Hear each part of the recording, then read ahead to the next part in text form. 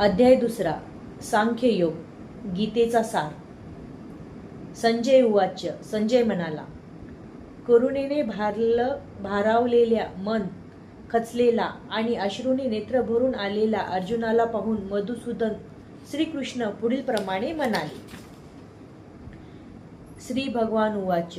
पुरुषोत्तम श्री भगवान म्हणाले, हे अर्जुन, तुझ्यामध्ये अशा अशुद्ध गोष्टी कशा आल्या? ज्या मनुष्याला जीवनात च्या मूल्याचे ज्ञान आहे त्याला या गोष्टी मुळीच शोभत नाही। या गोष्टी मनुष्याला उच्चतर लोकात जाण्यात नाही तर त्याच्या दुष्कीर्तीला कारणीभूत होतात। हे पार्थ, अशा हीन नपुंसकतेची कास धरू नकोस। असे करणे तुला शोभत नाही। आता कर्णाचे असे शूद्र दुबळेपण सोडून दे आणि हे परंतप उठ। अर्जुन म्हणाला, हे अरिसूदन, हे मधुसूदन, मला पूजनीय असणाऱ्या भीष्म द्रोणाचार्य सारख्या व्यक्तीवर मी बाणांनी प्रतिहल्ला कसा करू शकेल? महात्म्या सम असणारा माझा गुरुजनांना मारून जगण्यापेक्षा भिक्षा मागून जगणे अधिक श्रेष्ठकर आहे। जरी त्यांना भौतिक लाभाची इच्छा असली तरी ते ज्येष्ठ आहेत। जर त्यांची हत्या केली तर आपले सर्व भोग रक्त रंजित होतील। त्यावर विजय प्राप्त करणे की त्याच्याकडून पराजित होणे, या दोघांपैकी कोणती गोष्ट अधिक चांगली आहे हे आम्हाला कळत नाही। जर आम्ही धृतराष्ट्रपुत्राची हत्या केली तर आम्हाला जगण्याची आवश्यकता नाही। तरी देखील युद्धभूमीमध्ये जे आमच्या समोरच उभे आहेत,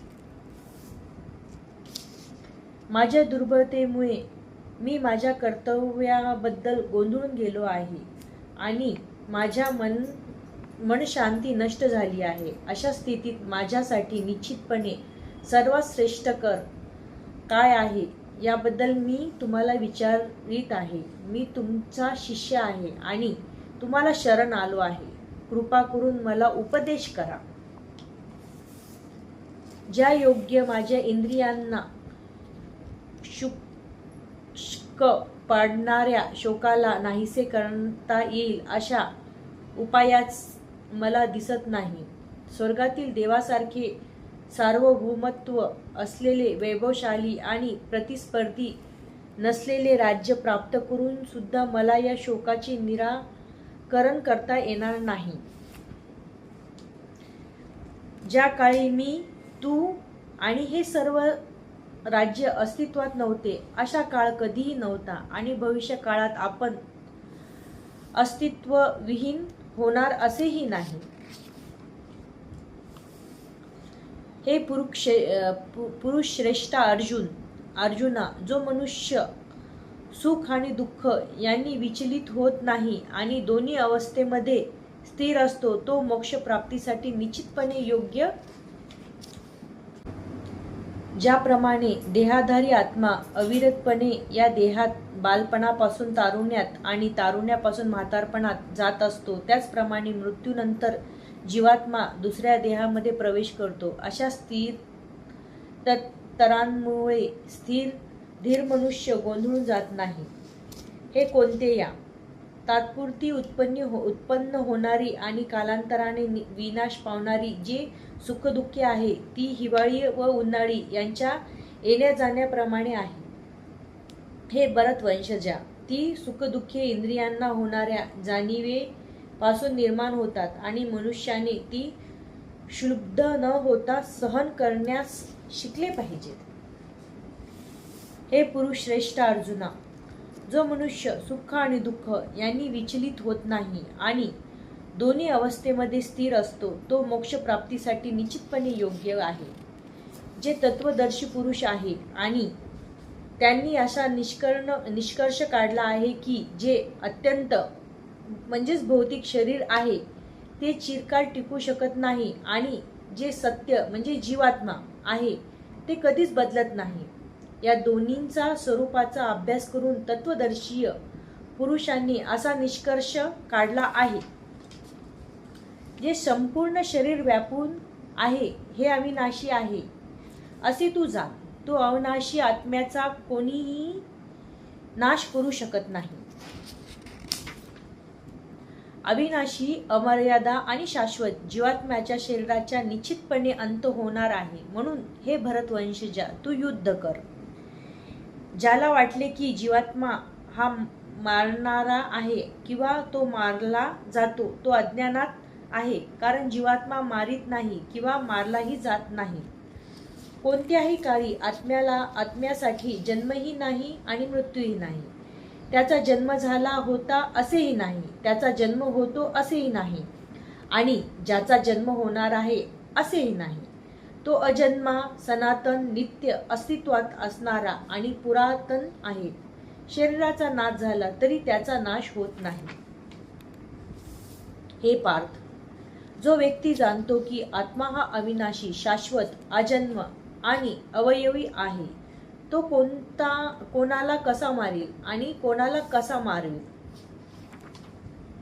ज्याप्रमाणे मनुष्य जुन्या वस्त्रांचा त्याग करून नवीन वस्त्र धारण करतो, त्याचप्रमाणे आत्माही जुना आणि निरुपयोगी शरीर त्याग करून नवीन भौतिक शरीर धारण करतो.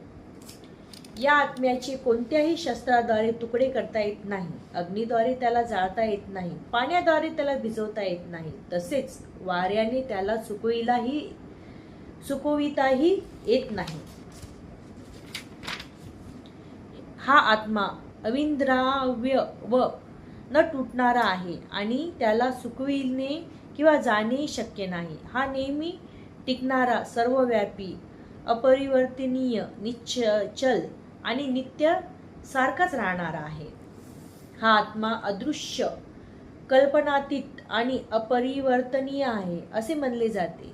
हे जाणून तू शरीराबद्दल शोक करू नकोस. तथापि जरी तुला वाटले की आत्मा किंवा जीवनाची लक्षणे हा नित्य जन्मतो आणि नित्य मृत्यू होतो, तरीही हे महाबाहो, तू शोक करणे योग्य नाही.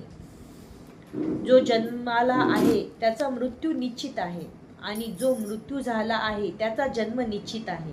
म्हणून तुझ्या अपरिहार्य कर्तव्य पालनात तू शोक करणे योग्य नाही. समस्त जीव प्रारंभी अव्यक्त असतात, मध्यावस्थेत व्यक्त असतात आणि विनाशानंतर पुन्हा अव्यक्त होतात. म्हणून शोक करण्याची काय आवश्यकता आहे. कोणी या आत्म्याकडे विस्मय कारण म्हणून पाहतात, कोणी याचे वर्णन अद्भुत म्हणून करतात आणि कोणी याच्याबद्दल आश्चर्यकारक म्हणून ऐकतात.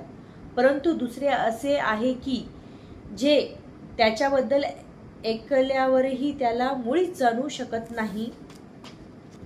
हे भरतवंशजा, या देहामध्ये जो वास करतो त्यांचा कधीच वध होऊ शकत नाही. म्हणून कोणत्याही प्राणी मात्रासाठी तू शोक करण्याची आवश्यकता नाही. परंतु तू जर धर्म युद्ध करण्याचे तुझे कर्तव्य केले नाहीस तर कर्तव्य करण्यामध्ये निष्काळजीपणा केल्यामुळे तू निश्चितपणे पाप लागेल आणि याप्रमाणे योद्धा म्हणून तू तुझी कीर्ती गमावशील. लोक नेहमी तुझ्या अपयशाचे वर्णन करतील आणि सामान्य व्यक्तीसाठी दुष्कीर्ती ही मृत्यूपेक्षाही भयंकर आहे. ज्या मोठ्या मोठ्या महारथी सेनापतींनी तुझ्या नावलौकिकांची आणि यशाची व्याख्यानांनी केली आहे, त्यांना वाटेल की केवळ भीतीमुळेच तू रणांगण सोडले आहेस आणि याप्रमाणे ते तुझ्या तुच्छ समजतील. तुझे शत्रू अनेक अपमानास्पद शब्दात तुझे वर्णन करतील आणि तुझ्या योग्यतेचे उपहास करतील. याहून अधिक दुःखकर असे तुला काय आहे. हे कोणते, या रणभूमीवर तू मारला जाशील आणि तुला स्वर्ग प्राप्ती होईल, किंवा तू विजयश्री प्राप्त करून पृथ्वीचे साम्राज्य उपभोगशील. म्हणून दृढ निश्चयी होऊन उठ आणि युद्ध कर. सुख अथवा दुःख, लाभ अथवा हानी, जय अथवा पराजय याचा विचार न करता तू युद्धासाठी म्हणून युद्ध कर. असे केल्याने तुला पाप लागणार नाही. आत्तापर्यंत या ज्ञानाची पृथक्करणात्मक माहिती मी तुला सांगितली आहे. आता मी निष्काम कर्म कसे करावे याचे वर्णन करतो, ते ऐक. हे पार्था, जर तू या ज्ञानाचा आधारे कार्य केलेस तर कर्मबंधनातून मुक्त होऊ शकशील. या प्रयत्नात कोणतेही नुकसान किंवा न्याय नाहीस. या मार्गातील अल्प प्रगतीनेही मनुष्याचे मोठ्या भयंकर भयकापासून संरक्षण होऊ शकते. जे या मार्गावर असतात त्याची बुद्धी दृढनिश्चयी असते आणि त्याचे ध्येयही एक असते. हे प्रिय कुरुनंदन, जे डळमळीत वृत्तीचे असतात त्यांच्या बुद्धीला अनेक फाटे फुटलेले असतात.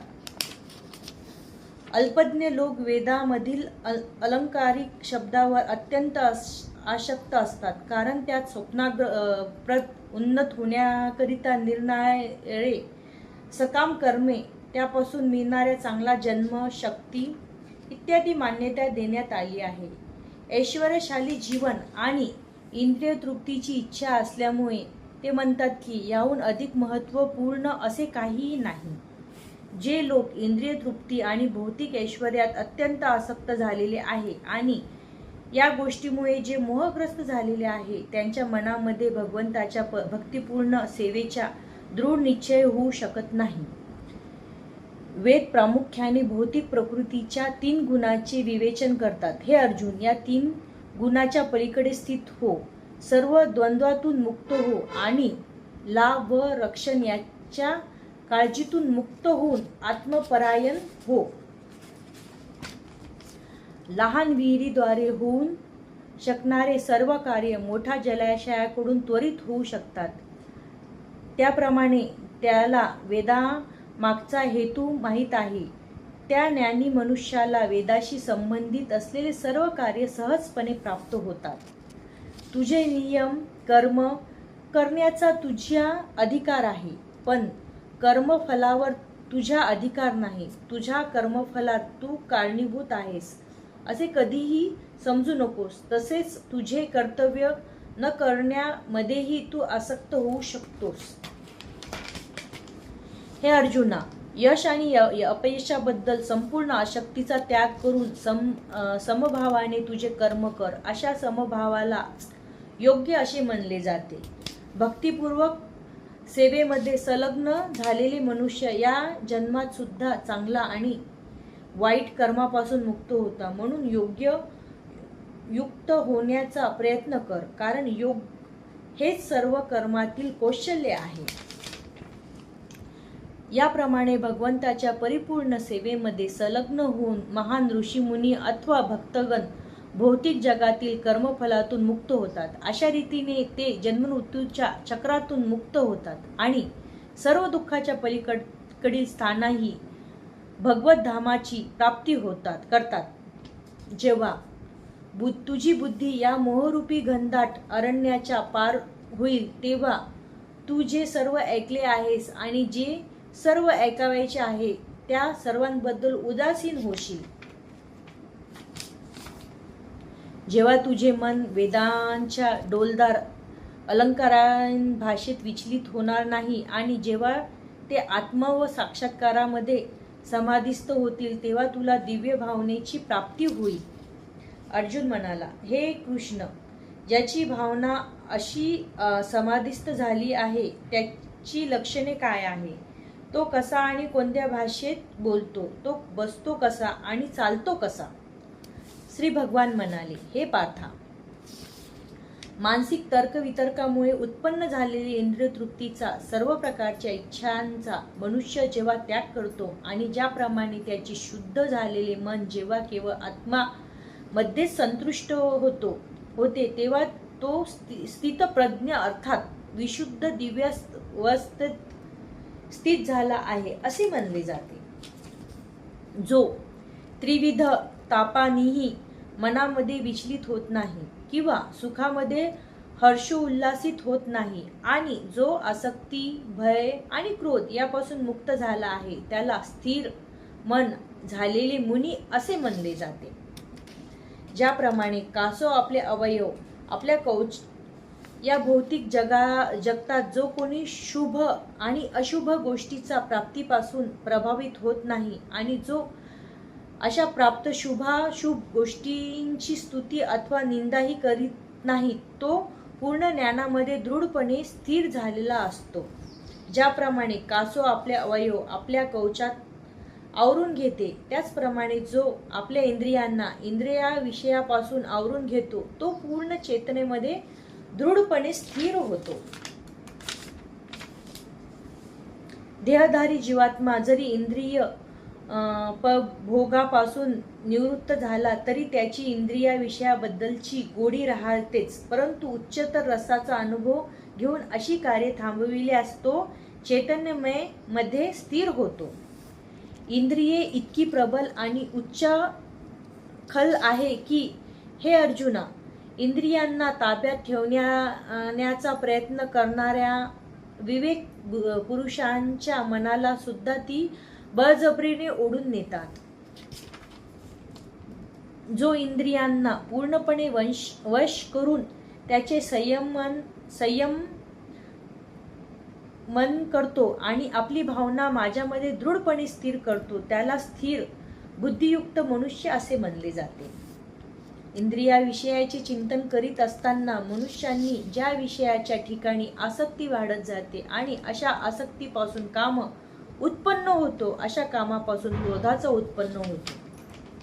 क्रोधापासून समोह निर्माण होते आणि मोहापासून स्मृती भ्रमित होते. जेव्हा स्मृती भ्रमित होते तेव्हा बुद्धिनाश होतो आणि बुद्धिनाश होतो तेव्हा मनुष्य पुन्हा भौतिक कुंपात पतन होते. पण आसक्ती आणि अनासक्ती यापासून मुक्त असणाऱ्या आणि स्वातंत्र्याच्या नियामक तत्वानुसार इंद्रियांना नियंत्रित करण्यामध्ये समर्थ असणारा मनुष्य भगवंताची पूर्ण कृपा प्राप्त करू शकतो. याप्रमाणे संतुष्ट झालेला श्रीकृष्ण भावनेमध्ये व्यक्तीसाठी भौतिक अस्तित्वाचे त्रिविध ताप नाहीसे होतात आणि अशा प्रसन्न भावनेमध्ये व्यक्तीची बुद्धी लवकरच स्थिर होते. जो भगवंताशी संबंधित नाही म्हणजे कृष्ण भावनेमध्ये नाही त्याच्याकडे दिव्य बुद्धी असत नाही किंवा त्याचे मनही स्थिर असू शकत नाही. दिव्य बुद्धी आणि स्थिर मनाशिवाय शांती प्राप्त होण्याची शक्यताच नाही आणि शांती वाचून सुखप्राप्ती कशी होऊ शकेल. ज्याप्रमाणे सोसाट्याच्या वाऱ्याने पाण्यातील नाव इतस्ततः ओढून नेली जाते त्याचप्रमाणे भटकणाऱ्या कोणत्याही एका इंद्रियावर मन केंद्रित झाले तर ते इंद्रिय मनुष्याची बुद्धी हरण करते. म्हणून हे महाभाऊ, ज्याची इंद्रिये विषयापासून नियंत्रित केलेले असतात त्याची बुद्धी निश्चितपणे स्थिर झालेली असते. सर्व जीवांची जी रात्र असते ती आत्मसंयमी मनुष्याची जागृतीची वेळ असते आणि सर्व जीवांची जी जागृतीची वेळ असते ती आत्मनिरीक्षण करण्याची मुनीची रात्र असते. ज्याप्रमाणे समुद्र हा नेहमी भरत असून शांत असतो त्याचप्रमाणे जो मनुष्य समुद्रात अव्याहतपणे प्रवेश करणाऱ्या नद्यारूपी इच्छांच्या प्रवाहाचे विचलित होत नाही केवळ तो शांती प्राप्त करू शकतो आणि अशा इच्छा तृप्त करणाऱ्यांसाठी तो झगडतो त्याला शांती प्राप्त होत नाही. ज्या मनुष्याने इंद्रिय तृप्तीच्या सर्व इच्छांचा त्याग केला आहे, जो निस्पृह अथवा इच्छारहित जीवन जगत आहे, ज्याने पूर्णपणे स्वामित्वाचा भावनाचा त्याग केला आहे, ज्याच्या ठिकाणी मिथ्या अहंकार नाही, तोच केवळ वास्तविक शांती प्राप्त करू शकतो.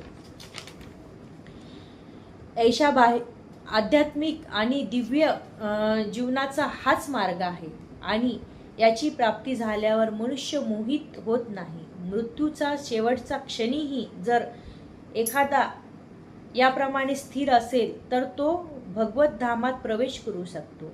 अथ द्वादशो अध्याय संपूर्ण. दुसरा अध्याय भगवद्गीता संपूर्ण. हरे कृष्णा.